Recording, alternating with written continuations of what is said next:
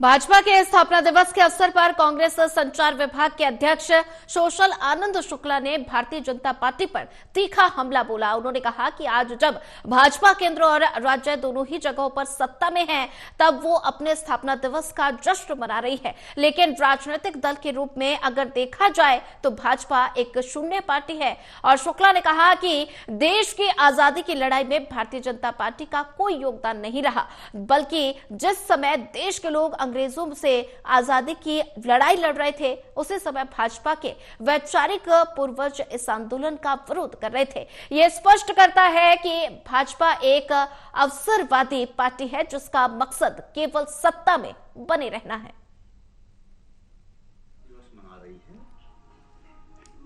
वह केंद्र में और राज्य में सरकार में भी है, लेकिन राजनीतिक दल के रूप में भारतीय जनता पार्टी एक वैचारिक रूप से शून्य पार्टी है।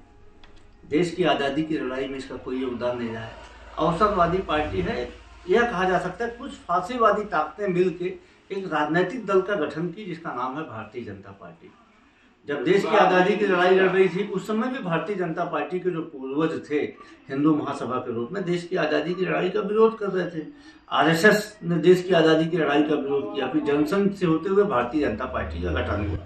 लेकिन आप देखें कि देश के आज़ादी से लेकर नवनिर्माण तक भारतीय जनता पार्टी का कोई भी योगदान नहीं है। यही नहीं, भारतीय जनता पार्टी की स्थापना करने वाले पंडित दीनदयाल उपाध्याय जब देश आज़ाद हुआ 15 अगस्त 1947 को, तो 31 साल के परिपक्व युवा थे।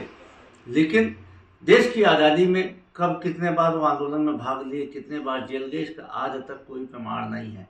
मतलब कि भारतीय जनता पार्टी का कोई भी पितृपुरुष देश की आज़ादी में शामिल नहीं हुआ, देश के नवनिर्माण में शामिल नहीं हुआ। राजनीतिक दल के रूप में सत्ता हासिल करना भारतीय जनता पार्टी का लक्ष्य रहा है।